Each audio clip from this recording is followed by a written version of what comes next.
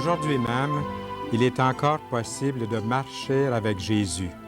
Puisqu'il est vivant, il peut encore nous donner une vie nouvelle. Mesdames, Messieurs, bienvenue à l'émission Toute la Bible en parle.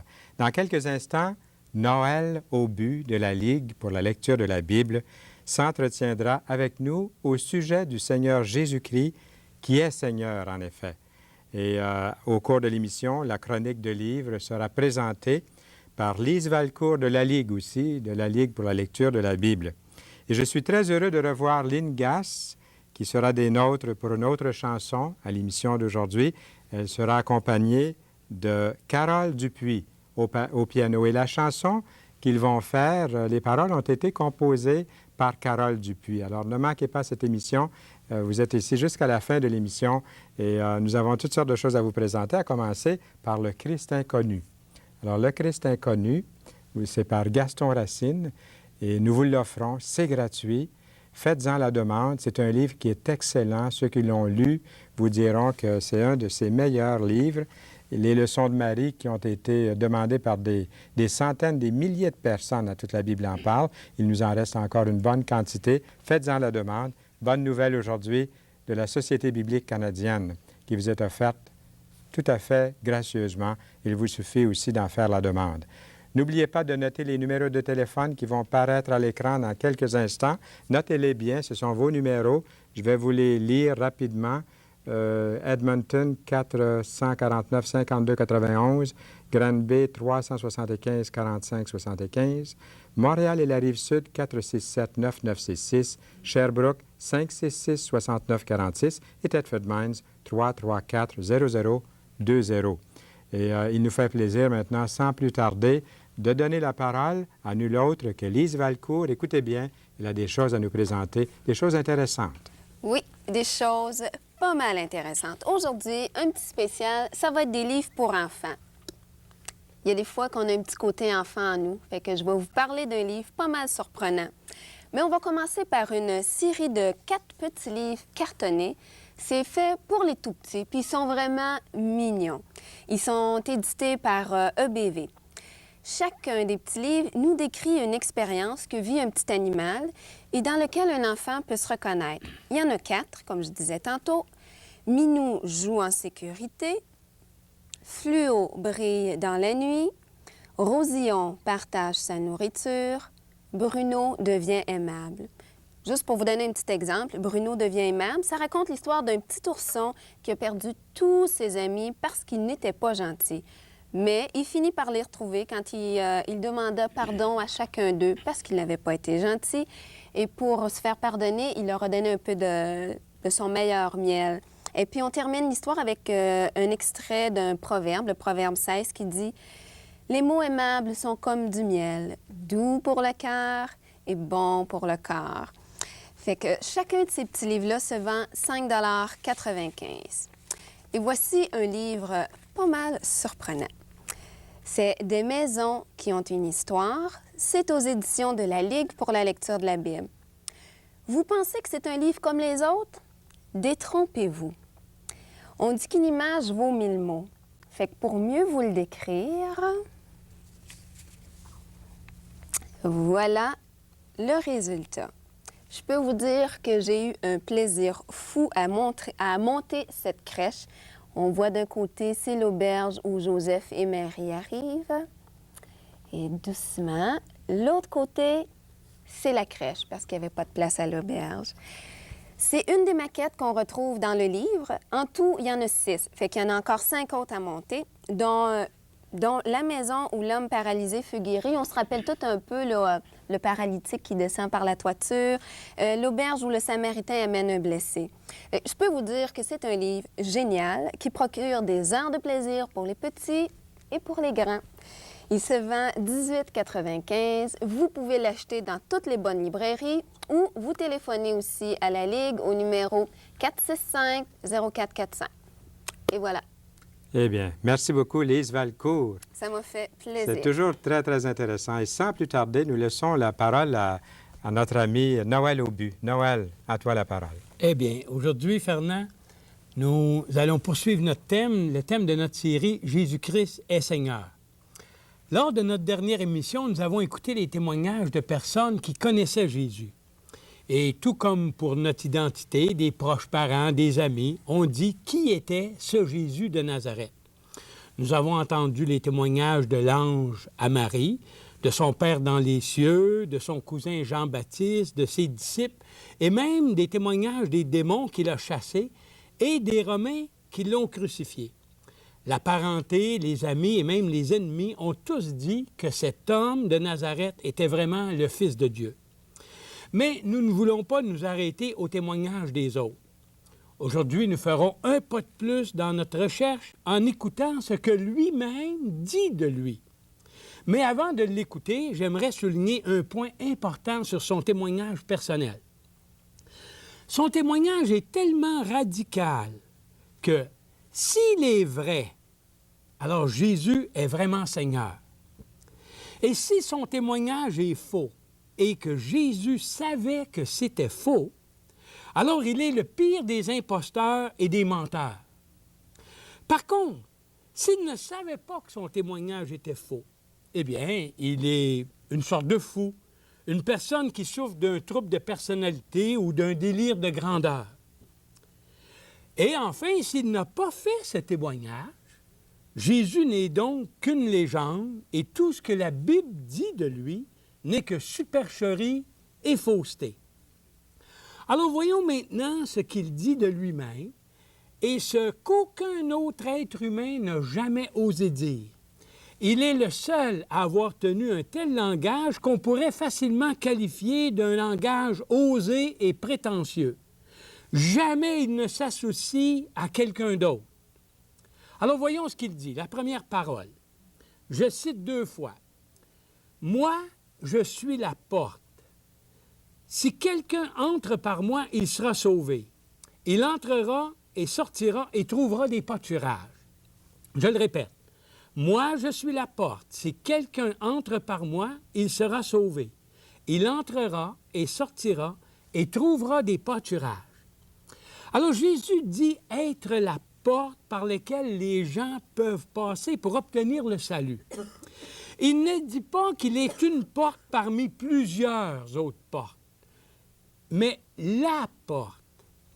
Et lorsqu'il dit « il entrera et sortira et trouvera des pâturages », ne sous-entend-il pas que ceux et celles qui entrent par cette porte trouvent la liberté et de quoi apaiser leur soif et leur faim? Ce même Jésus disait à la femme samaritaine près du puits de Sichar que ceux et celles qui boivent de cette eau, naturellement c'était de l'eau naturelle, mais ça figurait l'eau du monde, l'eau que le monde nous offre, eh bien Jésus disait, ils ont toujours soif. Mais ceux qui boivent de l'eau que moi je leur donnerai, ils n'ont plus jamais soif. Alors Jésus est venu pour que ceux et celles qui lui font totalement confiance, qui passent par lui, qui passent par cette porte, il est venu pour qu'ils aient la vie en abondance. On va écouter une deuxième parole de Jésus. Il dit, « Moi, je suis le bon berger.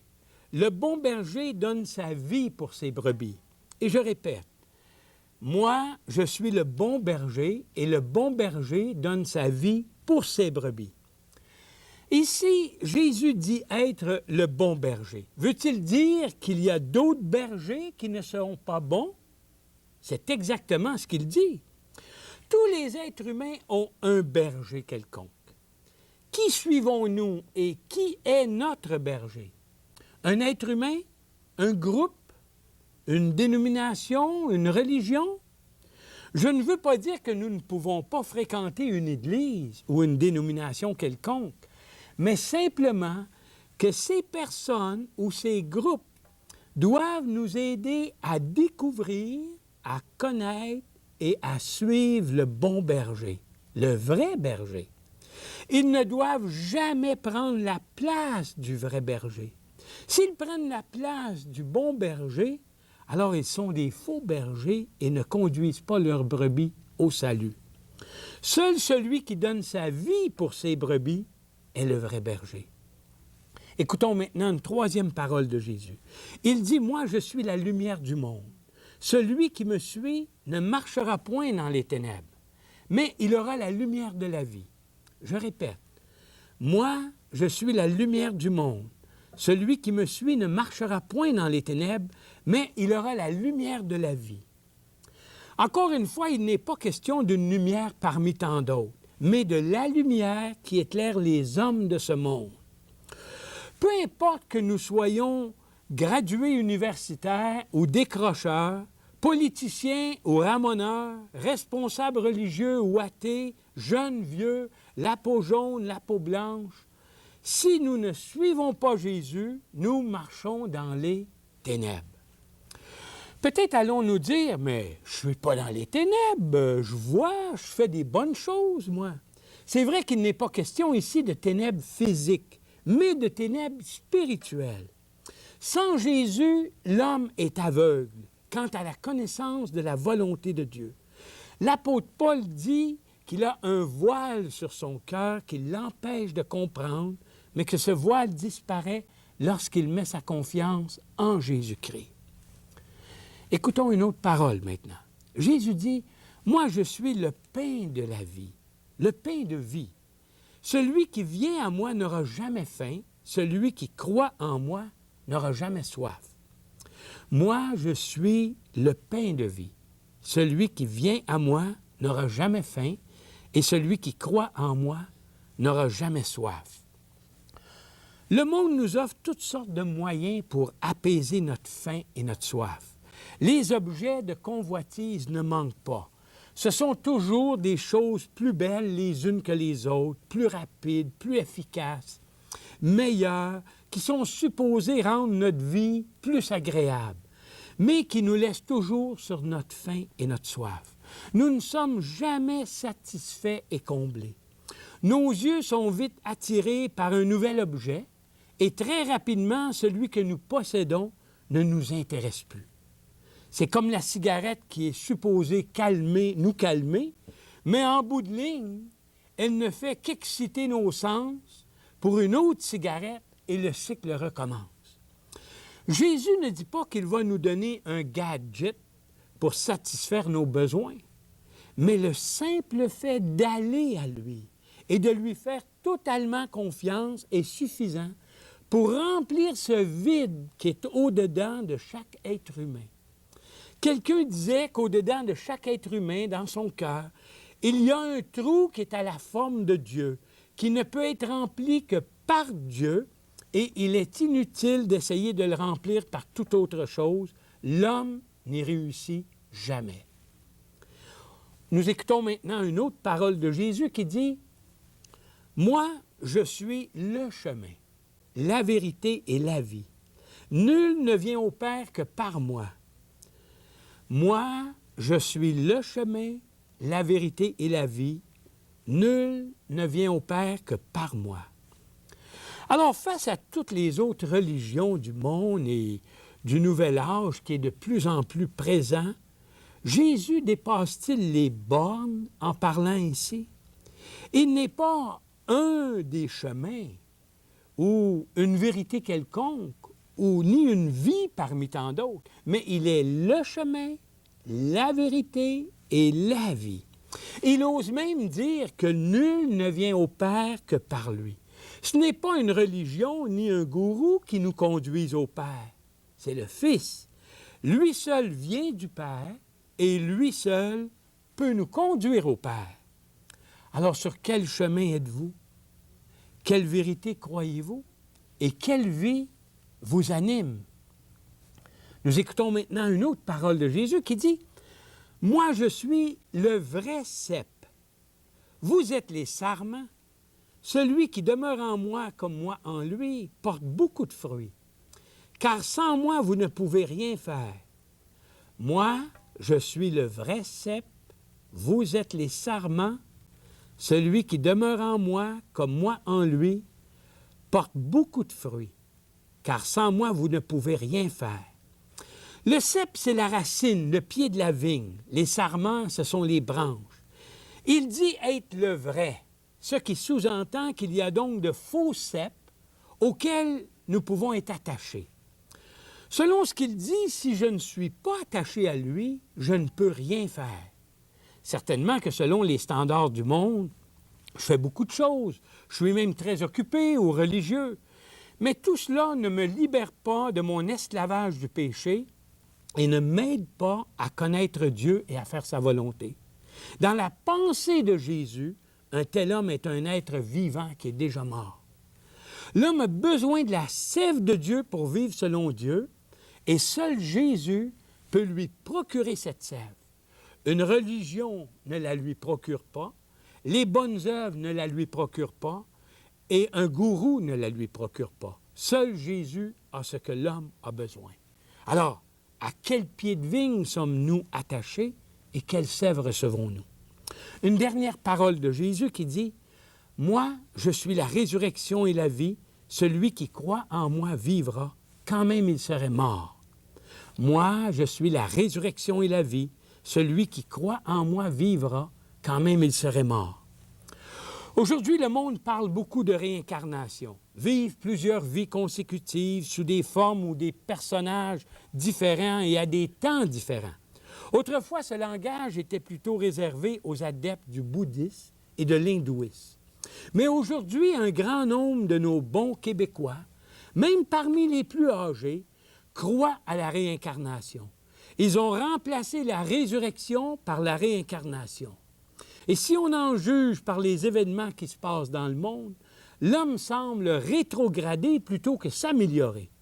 Il est vrai qu'au plan technique, l'homme fait des progrès, il a marché sur la Lune, il peut se déplacer à plusieurs fois la vitesse du son, il peut remplacer un cœur d'une personne par celui d'une autre personne, il ne se bat plus avec la lance et les flèches, mais le nombre des victimes de la guerre n'a pas diminué, l'homme est aussi violent qu'avant, il utilise seulement des armes nouvelles.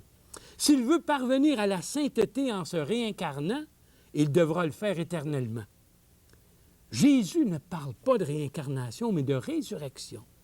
Lui-même a vaincu la mort en ressuscitant d'entre les morts pour ensuite avoir un corps incorruptible.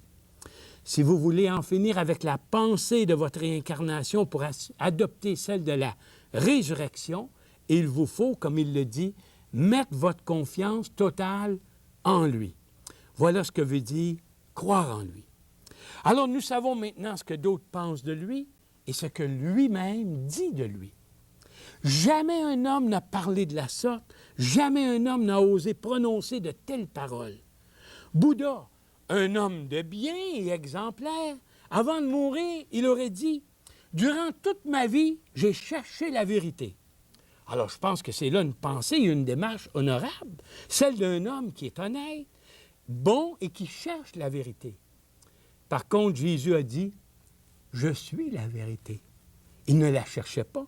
Il est la vérité, il désire la faire connaître à ceux qui la cherchent. À la fin de sa vie, Mahomet aurait dit, « J'espère que Dieu va pardonner mes péchés. » C'est aussi ça, c'est aussi une bonne parole.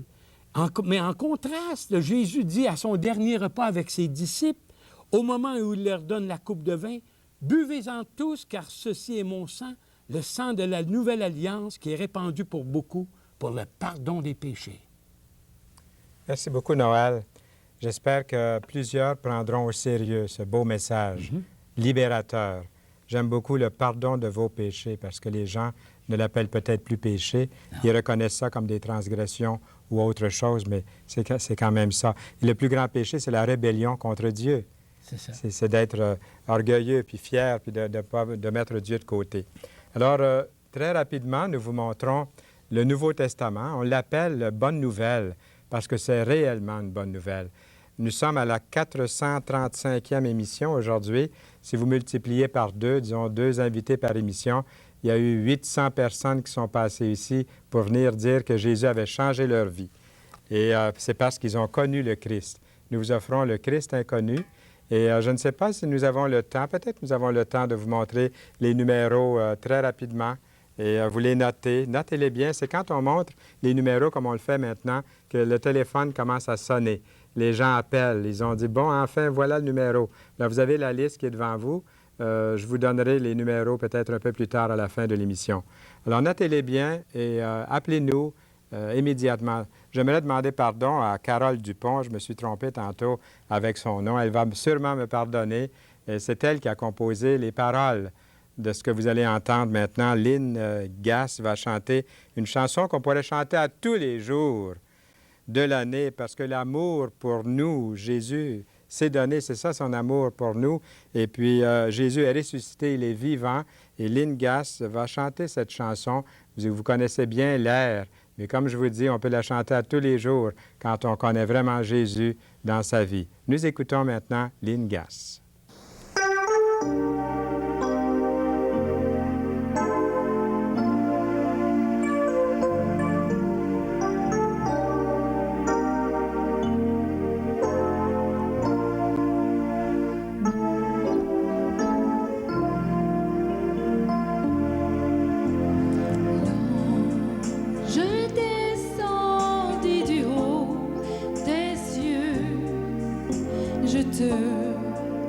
Salut au nom de Dieu.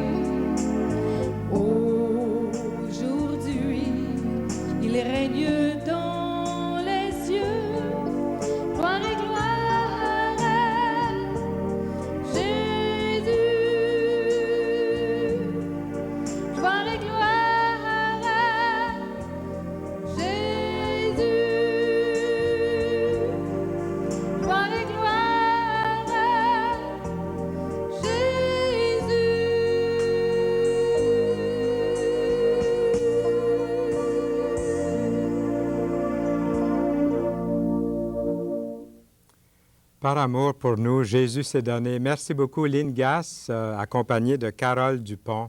Elles vont nous revenir dès la prochaine émission, la semaine prochaine.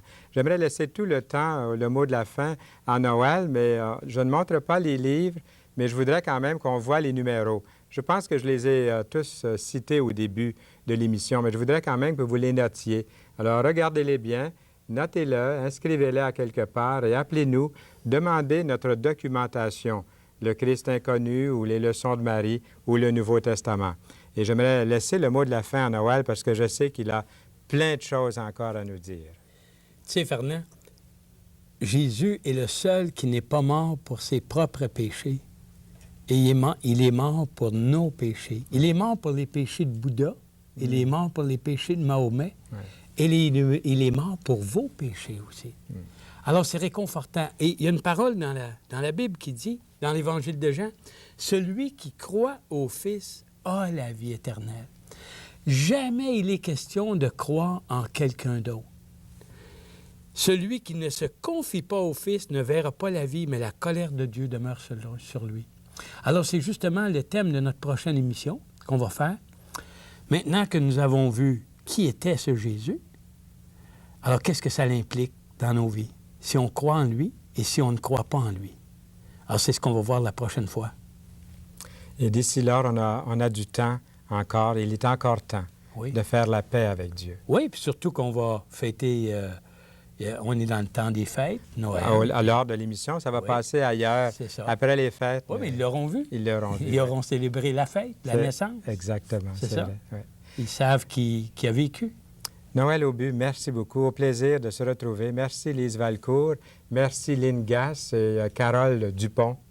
Et d'avoir été là aussi, nous vous remercions d'avoir été des nôtres. Ne manquez pas l'émission la semaine prochaine, au cours de laquelle notre invitée sera Madame Thérèse Lauzon. Et Lynn Gass sera de retour aussi parmi nous pour faire des chansons. D'ici là, à bientôt.